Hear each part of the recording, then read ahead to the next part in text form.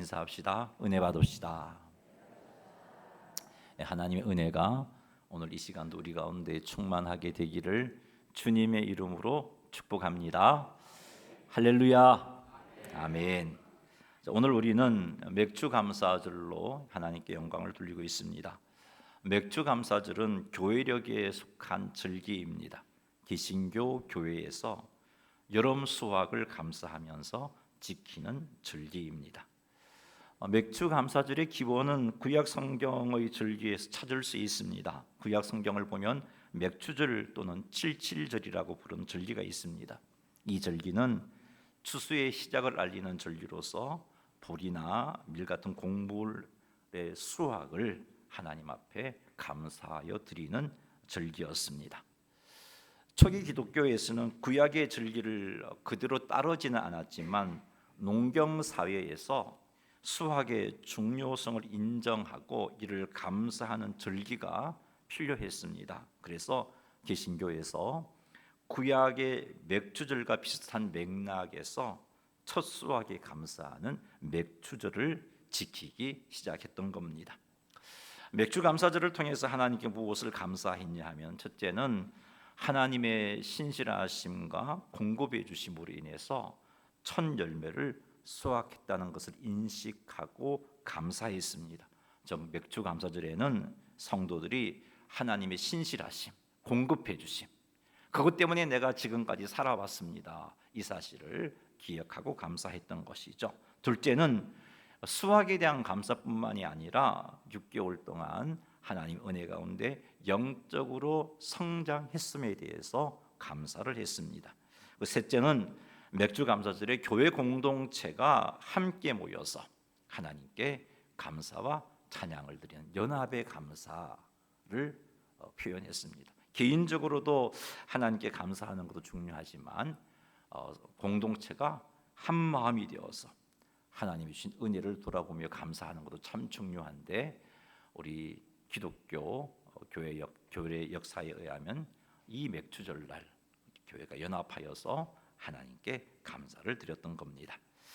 2024년 맥주 감사절을 통해서 우리는 지난 6개월 동안 우리를 지키시고 보호해 주신 하나님의 신실하심, 공급하심에 대해서 감사하시기 바랍니다.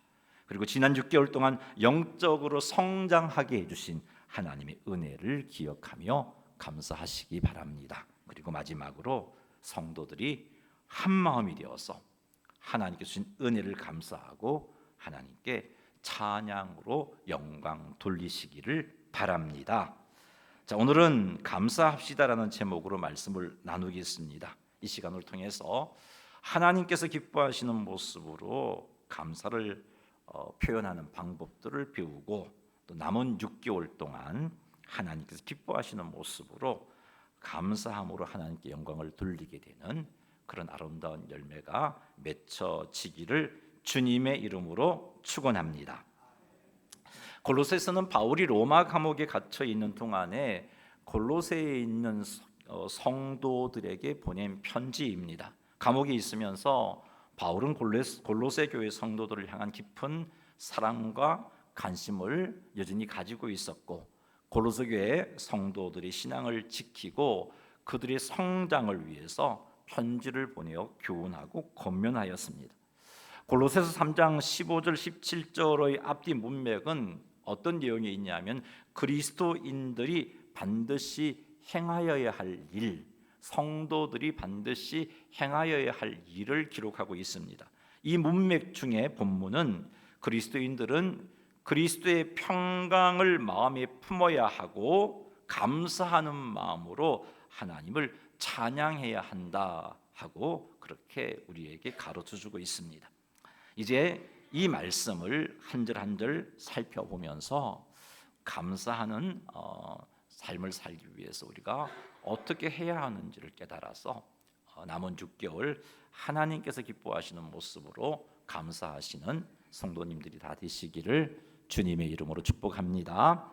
자, 골로새서 3장 15절 말씀 읽어보겠습니다. 그리스도의 평강이 너희 마음을 주장하게 하라. 너희는 평강을 위하여 한 몸으로 부르심을 받았나니 너희는 또한 감사하는 자가 되라. 아멘.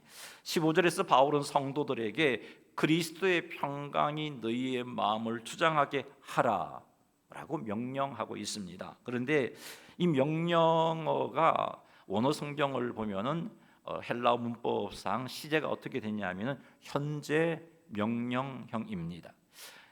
신약 성경에서 신약 성경이 헬라어로 기록되어 있는데 헬라어가 현재형으로 거기 명령법이든 그냥 평소문이든 간에 현재형으로 표현되면 어떤 의미가 있냐면은 지속적인 행동, 계속적인 행동을 의미합니다. 그래서 현재 명령을 쓰고 있다면 이 명령하는 내용이 한 번만 하는 그런 명령이 아니고 계속해서 해야 된다는 의미로 이런 명령을 하고 있는 겁니다. 그래서 현재 명령형을 쓰고 있는 겁니다.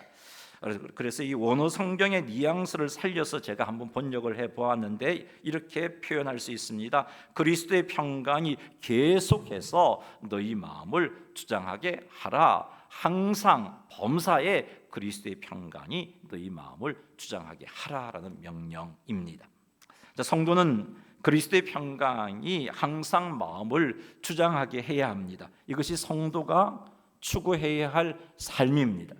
그리스도의 평강은 첫째, 그리스도 안에서 성도가 누리는 내적인 평화를 의미합니다. 이런 평화가 우리의 마음에 주장하게 해야 된다는 거죠.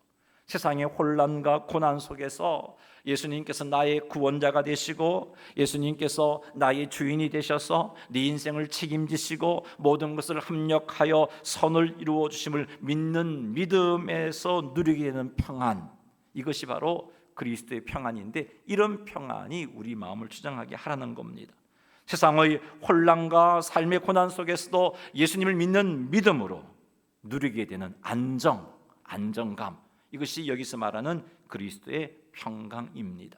두 번째는 예수님의 십자가의 대속으로 인해서 하나님과 화목함으로 성도에게 주어진 평화, 이것이 오늘 말씀하고 있는 본문이 말씀하고 있는 그리스도의 평강입니다. 이 두 가지 평강이 우리의 마음을 주장하게 하라는 겁니다. 성도는 날마다 순간마다 이 두 가지 평강이 어떤 환경에 처하든지 힘든 일을 만나든지 어려운 일을 만나든지 간에 예수님을 믿는 믿음 때문에 이 평강이, 이 안정감이 우리 마음을 주장하게 해야 하고, 그리고 어떤 순간 속에서도 하나님과 나 사이에 예수 그리스도의 대속의 은혜를 인하여 주어진 이 화목함의 평강을 유지할 수 있어야 됩니다. 이렇게 날마다 순간마다 그리스도의 평강이 우리의 마음을 주장하게 하려면 우리는 날마다 순간마다 예수님께서 나의 구원자가 되시고 예수님께서 나를 인도하시고 예수님께서 나를 보호해 주신다는 것을 분명히 믿는 믿음을 날마다 붙잡고 있어야 합니다. 현재 겪고 있는 고난은 나를 푸른 초장으로 쉴만한 물가로 이끌어 가시는 과정임을 믿어야 하는 겁니다. 사랑하는 성도 여러분, 이런 믿음으로 그리스도의 평강이 여러분의 마음을 주장하게 하는 삶을 사시기 바랍니다. 그리하여 걱정과 근심이 우리의 마음에 자리 잡지 못하게 하고 환경을 초월하여 그리스도의 평강이 여러분 마음에 주장하게 되는 그런 복을 누리게 되시기를 주님의 이름으로 축원합니다. 예수 그리스도의 대속의 죽음으로 우리에게 주어진 하나님과의 화목함으로 누리게 되는 평화가 우리의 마음을 주장하게 하려면 우리는 항상 성령 충만함을 유지해야 하고 성령 하나님의 인도하심에 순종함으로 죄와 싸워 승리해야 합니다. 혹 우리가 죄를 짓게 된다면 속히 예수님의 대속의 은혜를 신뢰하면서 하나님께 회개해야 합니다. 그럴 때 이 평화, 예수님의 대속으로 말미암아 주어진 하나님과의 화목함으로 주어진 이 평화가 우리 마음을 주장하게 됩니다. 이 평화가 우리의 마음을 주장하게 되면 우리는 하나님께서 주신 은혜와 복을 지속하여 누릴 수 있습니다. 풍성하게 누릴 수 있습니다. 합력하여 선을 이루는 은혜를 체험하게 되는 겁니다. 그러니 사랑하는 성도 여러분, 성령 충만함을 유지하여서 성령 하나님의 인도하심을 쫓아 순종함으로 죄와 싸워서 승리하시기 바랍니다. 혹 죄를 짓게 된다면 속히 회개함으로 이 평화를 회복하시기 바랍니다. 이렇게 하여 그리스도의 평강이 우리의 마음을 지속하게 주장하게 하는 삶을 살아내시기를 주님의 이름으로 축원합니다. 15절에서 말씀하시는 두 번째 명령은 너희는 또한 감사하는 자가 되라는 명령입니다. 이 문장 역시 헬라어 시제가 현재 명령형입니다. 앞에서도 말씀드렸듯이 현재 명령형은 일회성이 아니라 지속적으로 행하는 행동을 명령할 때 사용하는 표현입니다. 원어의 뉘앙스를 살려서 다시 번역해 본다면 너희는 항상 감사하는 자가 되라는 겁니다. 항상, 그리고 범사에 감사하는 자가 되라는 겁니다. 하나님께서는 우리들이 항상 그리고 범사에 감사하라고 우리에게 명령하셨습니다. 그러기 우리는 항상 그리고 범사에 감사해야 합니다. 왜냐하면 성도는 하나님께서 우리의 구원자가 되시고 그래서 우리를 인도하시고 우리를 보호해 주심을 믿는 자들이기 때문에 그렇습니다. 전능하신 우리의 구원자 하나님께서, 전능하신 우리의 구원자 예수님께서 틀림없이 나를 구원해 줄 것이니까, 현재 내가 겪고 있는 인생의 역경도 틀림없이 나를 건져주실 것이니까, 그 일을 오히려 합력하여 선을 이루게 해 주실 것이니까 이 믿음을 가지고 우리는 항상 감사해야 하는 겁니다. 항상 이 믿음을 가지고 범사에 감사해야 하는 겁니다. 자, 이렇게 항상 감사했던 대표적인 인물이 다니엘입니다. 우리 다니엘서 6장 10절 말씀 한번 읽어보겠습니다. 다니엘이 이 조서에 왕의 도장이 찍힌 것을 알고도 자기 집에 돌아가서는 밑방에 올라가 예루살렘으로 향한 창문을 열고 전에 하던 대로 하루 3번씩 무릎을 꿇고 기도하며 그의 하나님께 감사하였더라. 아멘. 자, 어떤 상황이냐면은 다니엘을 시기했던 사람들이 다니엘을 제거하려고 왕을 설득시켜서 앞으로 왕 이외에 다른 사람이나 다른 신에게 무엇을 구하면 사자굴에 던져 넣기로 하는 조서를 공포했습니다. 다니엘이 이 사실을 알았어요. 그럼에도 불구하고 하나님 어찌 이럴 수가 있습니까? 내가 이렇게 하루에 3번씩 하나님께 무릎 꿇어 기도하는 것이 얼마나 귀한 일입니까? 그런데 이거 지켜주지 않고 왜 나로 하여금 기도하지 못하게, 기도하면 사자의 밥이 되도록 이렇게 이런 일들이 일어나게 그냥 허용하십니까? 불평하지 않았어요. 오히려 다니엘은 하나님께 감사했습니다. 하나님을 믿는 믿음이 있었기 때문이죠.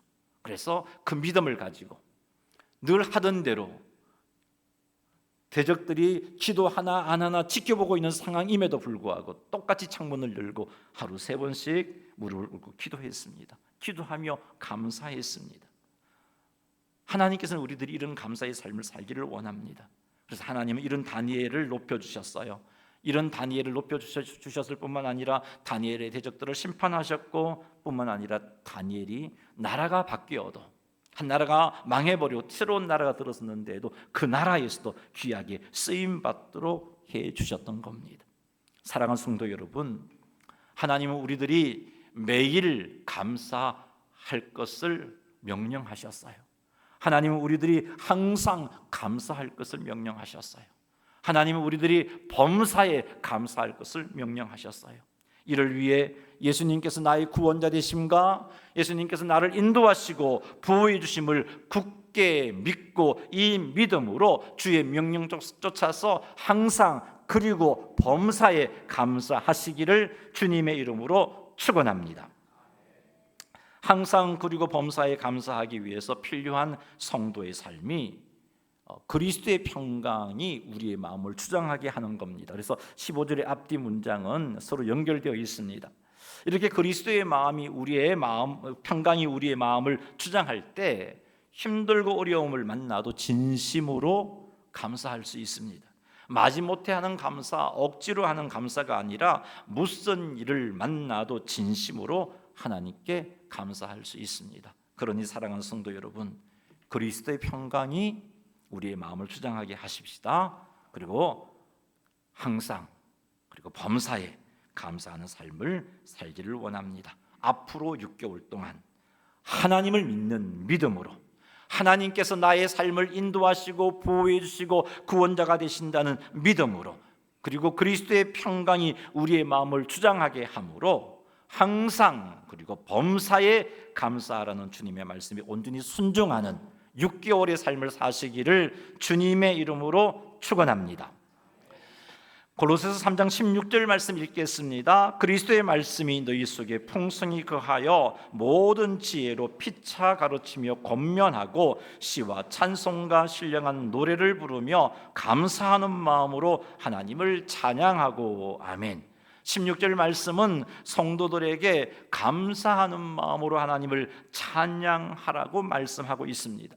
감사하는 마음으로 하나님을 찬양하고에서의 동사의 시제 역시 현재형입니다. 따라서 원어의 뉘앙스를 살려 번역한다면 감사하는 마음으로 계속해서 하나님을 찬양하고, 이렇게 번역할 수 있습니다. 그렇습니다.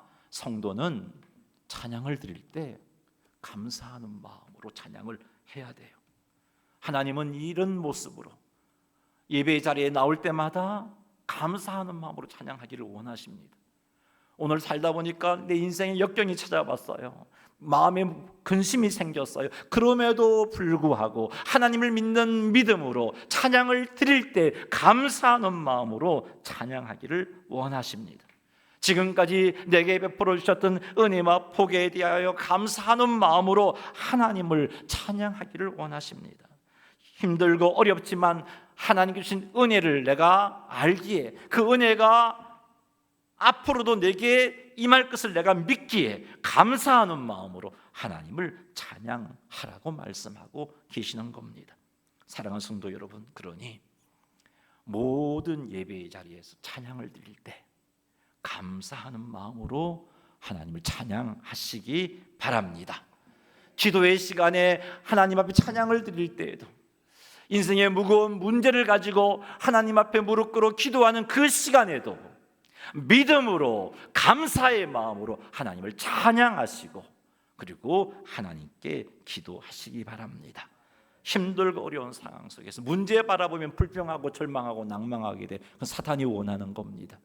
그때 하나님 바라보시고 내게 베풀어 주셨던 은혜들을 돌아보시고 복들을 돌아보시고 구원의 손길을 돌아보시고 감사하는 마음으로 찬양하시고 하나님을 믿는 믿음으로 찬양하신다면 우리의 기도가 힘이 있을 것이고 우리의 찬양을 하나님께서 받으실 것이고 그 가운데 하나님 임재하심이 있을 것이고 그리고 놀라운 역사가 일어날 것입니다. 이렇게 감사하는 마음으로 찬양할 때 그 찬양을 하나님께서 기뻐 받으십니다. 우리가 하나님을 찬양하는 태도를 한번 점검해 보십시다. 감사하는 마음으로 오늘 찬양을 드렸습니까? 지난 6개월을 돌아보면서 감사하는 마음으로 찬양을 드렸습니까? 여러분 예배 시간마다 하나님의 은혜를 되돌아보면서 감사하는 마음으로 찬양을 드렸습니까? 사랑하는 성도 여러분, 감사하는 마음으로 하나님을 찬양하라는 이 명령을 꼭 명심하셔서 우리의 모든 예배와 기도 속에 찬양을 드릴 때 감사하는 마음을 담아서 하나님을 찬양하시는 성도님들이 다 되시기를 주님의 이름으로 축원합니다.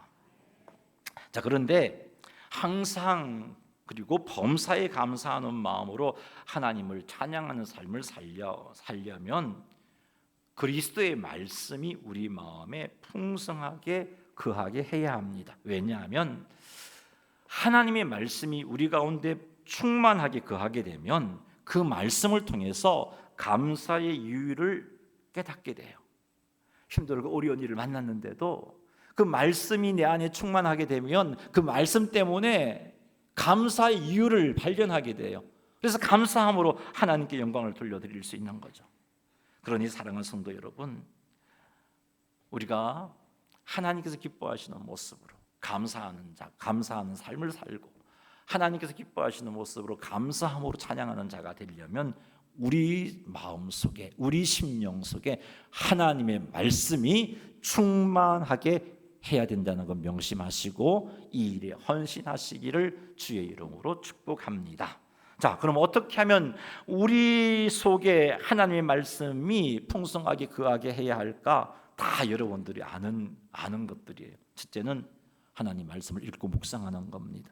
시간을 정해두고 성경을 읽고 또 말씀을 깊이 있게 생각하며 하나님 말씀을 삶 속에 적용하여 살아갈 때 그런 삶이 있다면 말씀이 우리 가운데 충만하게 돼요. 두 번째는요, 말씀에 근거해서 기도하는 겁니다. 즉 하나님의 말씀을 읽고 듣는 중에 하나님께 주신 말씀이 있어요. 그러면 그 말씀을 가지고 어떻게 이 말씀을 하나님 내가 내 삶 속에 적용시킬까요? 기도하면서 하나님 인도를 구하는 겁니다. 그리고 그 인도하심을 쫓아서 하나님께서 어떻게 살기를 깨닫게 하셨을 때 그렇게 살아갈 수 있게 해달라고 하나님께 도움을 구하는 겁니다. 이렇게 말씀에 근거하여 기도하게 될 때에 말씀이 우리 마음에 충만하게 되는 거예요. 말씀을 듣고 아멘하고 기도 없이 잊어버리면 말씀이 우리 마음에 충만할 수가 없어요. 말씀을 붙잡고 그 말씀을 붙잡고 기도하시기 바랍니다. 세 번째, 말씀이 우리 가운데 충만하게 하려면 하나님 말씀을 암송해야 돼요. 하나님의 말씀을 암송하게 되면 언제 어디서나 그 말씀을 기억하여 묵상할 수 있게 되고, 그럴 때 그 말씀이 힘들고 어려운 순간 가운데서도 하나님의 은혜를 보게 만들어주고, 힘들고 어려운 순간 가운데서 하나님 주신 소망을 붙잡게 되고, 그래서 감사할 수 있는 거예요. 그래서 감사함으로 하나님을 찬양할 수 있는 겁니다. 그러니 사랑하는 성도 여러분, 매일 말씀을 읽고 묵상하시고 말씀에 근거하여 기도하시고 말씀을 암송하셔서 우리의 속에 하나님의 말씀이 풍성히 거하게 함으로 어떤 상황 속에서도 감사하시고 감사함으로 하나님을 찬양하는 성도님들이 다 되시기를 주님의 이름으로 축원합니다. 16절 말씀을 통해서 남은 6개월 동안 감사하는 삶을 살기 위해서 해야 할 일 두 가지를 살폈어요. 첫째는 그리스도의 말씀이 우리 마음속에 충만하게 하는 것이고, 둘째는 항상 그리고 범사에 감사하는 마음으로 찬송하는 것입니다. 그러니 사랑하는 성도 여러분, 6개월 동안 하나님의 말씀이 우리 속에 풍성하게 거하는 삶을 사시고, 그리고 감사하는 마음으로 찬송하는 삶을 살아서 하나님을 기쁘시게 하는 성도님들이 다 되시기를 주님의 이름으로 축원합니다. 오늘 말씀을 보니까 하나님은 성도들에게 감사하라고 명령하고 있어요. 왜 이런 명령을 하고 있는가? 왜 항상 범사에 감사하라고 하는가? 왜 찬양 드릴 때마다 감사하는 마음으로 찬양하라고 하시는가?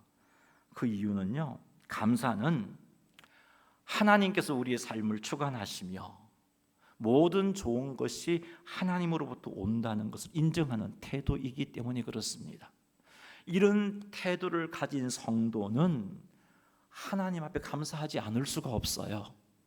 감사한다는 것은 이런 태도를 가지고 있다는 거고, 이런 태도가 있으면 감사의 삶을 살게 되고 감사함으로 하나님께 영광을 돌려드릴 수 있기 때문입니다. 또 두 번째 이유는 감사는요, 우리의 신앙을 성장시켜 주기 때문에 그래요. 그래서 하나님 우리에게 감사하라고 명령하셨어요.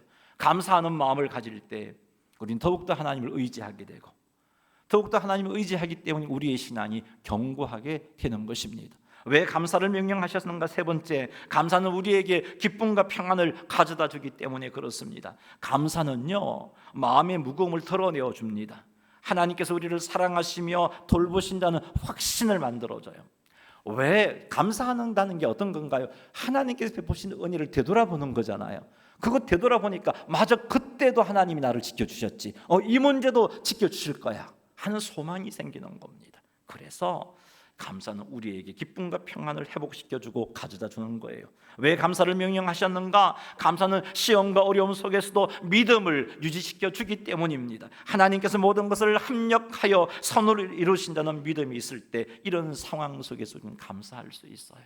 그래서 우리는 감사해야 되는 겁니다. 그리고 마지막으로 중요한 이유는 감사가 하나님께 영광을 돌려드리는 중요한 태도이기 때문에 그렇습니다. 그래서 하나님 우리에게 감사하라고 명령하셨어요. 사랑하는 성도 여러분, 이 명령에 순종해서 항상 그리고 범사에 감사하시기 바랍니다. 뿐만 아니라 하나님의 말씀이 우리 속에서 풍성하게 해서 감사하는 마음으로 하나님을 찬양하시기 바랍니다. 이렇게 해서 하나님의 주권을 인정하고 우리 신앙이 성장하고 기쁨과 평안이 충만해지고 하나님께 영광을 돌려드리는 우리 모두가 되기를 주님의 이름으로 축복합니다. 자, 그런데 이렇게 유익한 감사를 하나님께 제대로 드리기 위해서 명심해야 할 것이 있어요. 자, 17절 말씀 같이 한번 읽어보겠습니다.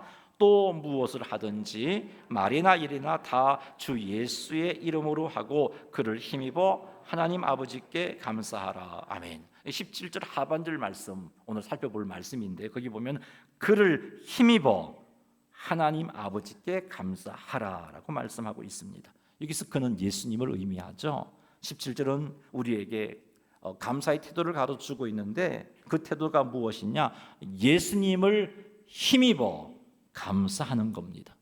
즉 우리의 중보자 예수님을 의지하여 하나님께 감사드리는 겁니다. 우리가 하나님께 담대하게 나아갈 수 있는 방법은요, 예수님을 의지하는 것밖에는 없어요.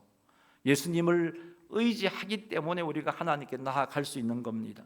우리가 하나님께 예배를 드리는 것도, 이 예배를 드릴 수 있는 것도 예수님을 의지하고 있기 때문에 그래요. 우리의 예배가 하나님께서 받음직한 예배가 되려면 예수님을 의지함으로 드리는 예배여야 합니다. 우리가 하나님께 기도할 수 있는 것도 예수님 의지함으로 그런 기도를 드릴 수 있는 겁니다. 예수님을 의지할 때 우리가 하나님께 나아갈 수 있습니다. 그리고 그때 하나님이 우리를 만나 주십니다. 예수님을 의지하여 예배를 드릴 때 하나님께서 그 예배를 받아주십니다. 예수님을 의지하여 기도할 때 하나님께서 그 기도를 들어주십니다. 감사도 마찬가지예요. 예수님을 의지하지 않고 드리는 우리의 감사 하나님께서 받지 아니하십니다. 왜요? 예수님을 의지하지 않은 우리는 결코 지극히 거룩하신 하나님 앞에 나아갈 수 없기 때문이에요.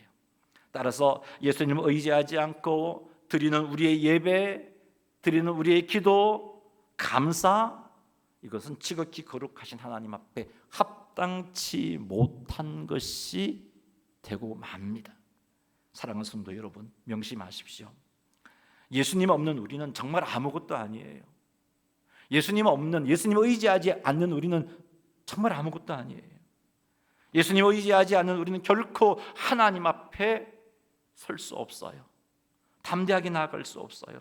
예수님을 의지하지 않는 우리는 그런 존재인데 예수님을 의지하지 않고 예배를 드리고 있고 그냥 습관 따라 예수님을 의지하지 않고 기도하고 있고 예수님을 의지하지 않고 감사하고 있어요.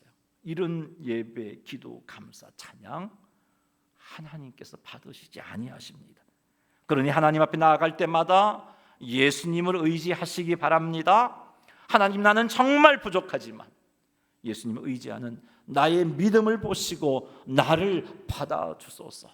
하나님, 나는 정말 부족하지만 예수님을 의지하는 나의 믿음을 보시고 나의 감사를 받아주소서. 우리는 이렇게 항상 예수님을 의지해야 합니다. 예수님 의지함 없이 하나님, 내가 마음과 뜻과 힘을 다하여 하나님께 감사를 드리니 받아주소서. 이런 감사는 자신이 드리는 것이 하나님께서 받으실 만한 것이다 라고 착각하는 태도예요. 그리고 교만한 태도예요. 기억하십시오. 우리는 예수님 없이는 아무것도 아닌 존재입니다. 지금까지 하나님께서 나의 기도를 들으시고 지금까지 하나님께서 나의 어떤 믿음을 기뻐하시고 내게 은혜와 복을 주신 것, 그건 내 열심 아니에요. 여러분, 내가 예수님을 믿고 있기 때문에, 의지하고 있었기 때문에, 의지함으로 나아갔기 때문에, 의지함으로 드렸기 때문인 거예요. 우리는 예수님 없이는 아무것도 아닌 존재입니다. 우리가 하나님께 나아가고 우리가 드리는 것을 하나님께서 받으시기 위한 유일한 조건, 예수님을 의지하는 것, 예수님을 믿는 겁니다. 지금 이 시간 우리 모두 예수님을 의지합시다. 하나님께 마음과 뜻을 다하여 예수님을 의지함으로 그렇게 예배를 드리십시다. 예수님을 의지함으로 6개월 동안 하나님께서 베풀어 주신 은혜에 감사를 표현하시기 바랍니다. 이렇게 하여 우리의 예배, 우리의 감사를 하나님께서 기뻐 받으시는 그런 은혜를 누리게 되시기를 주님의 이름으로 축복합니다. 말씀 맺습니다. 앞으로 남은 6개월 항상 그리고 범사에 감사를 드리십시다. 명령이에요. 그리고 하나님을 찬양할 때 감사하는 마음으로 찬양을 드리십시다. 그리고 하나님께 드릴 때 항상 예수님을 의지하여, 원어적인 의미는 예수님을 통하여라, 그를 통하여 하나님께 감사하라 그랬어요.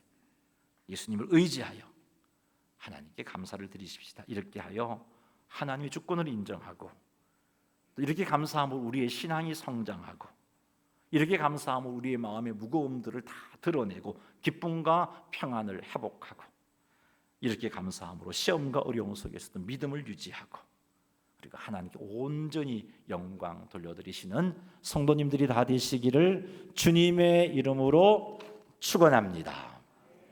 우리 시간 한번 기도하겠습니다.